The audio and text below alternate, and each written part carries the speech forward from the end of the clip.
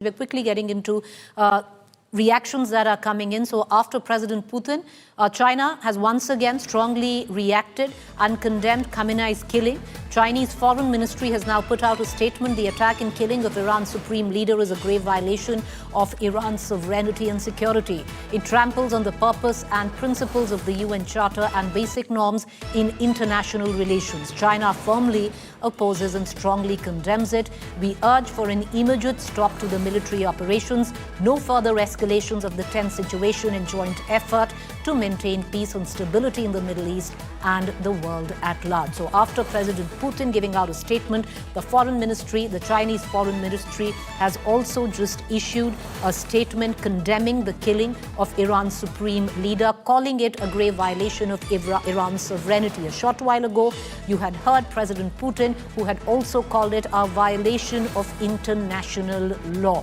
Now, the next question that plausibly needs to be asked is, will this condemnation remain as a diplomatic condemnation, Rohit Dev? Or can we expect more?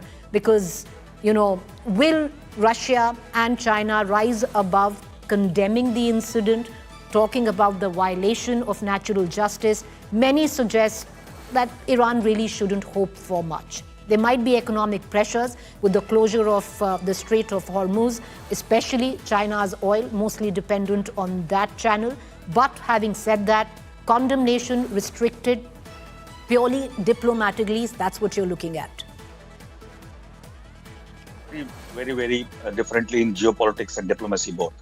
So when you see Antonio Guterres has condemned, and he's gone ahead and condemned both sides eventually in his statement.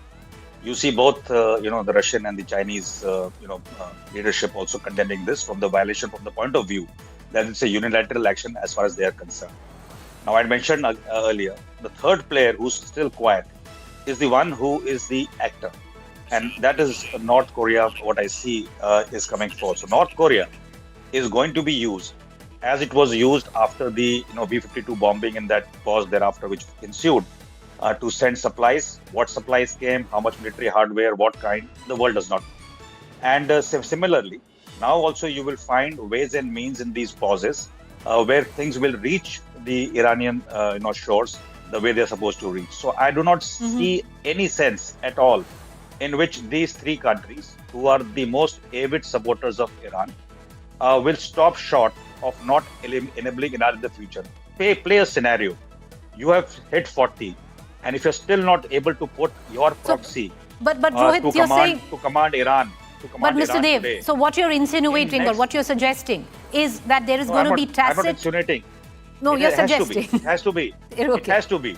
So you're saying there will be clear, tangible, tacit military support which will come in from these countries to Iran. That is part one. That's a short-term part. How much can come is going to be controlled by the United States and Israel because they're controlling the airspace. May not come today. But as a lesson, because it has happened the second time in succession, during the 47th president's tenure, there is a luring feeling that it might happen again before he goes out to become the 48th or if he's replaced. In that interim, if Iran still continues to have a Khamenei regime control, this will again erupt. So it will be in prudent sense geopolitically for the other three countries you mentioned to strategically arm Iran in a way, especially in air defense and other parameters and sea, warfare elements, that it can be a little more robust in terms. The second part, what I'm telling you, is very important. The striking of the Gulf countries, no matter whether they are Shia or Sunni, it is not the mention at all. They have American bases, so it is fair game to attack American bases.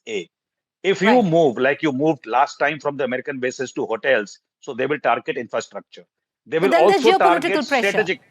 There are pressures. So imagine if 10 days, the entire Middle East is blocked. Already the insurance companies are not looking at Strait of Hormuz passages anymore. The cost has skyrocketed, no matter Hormuz is struck or not.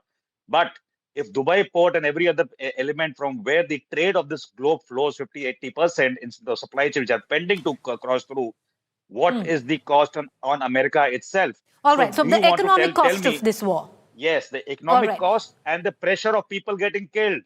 The economic 100 cost people and, get of course, killed, the geopolitical pressure of countries that are coming absolutely. in from the Middle East and Western Asia on America and Israel, asking America to step back. And those visuals can be seen already in optics. In war, optics say a lot. And we had been seeing a steady stream of visuals of residential areas in Bahrain, in Dubai, in Qatar.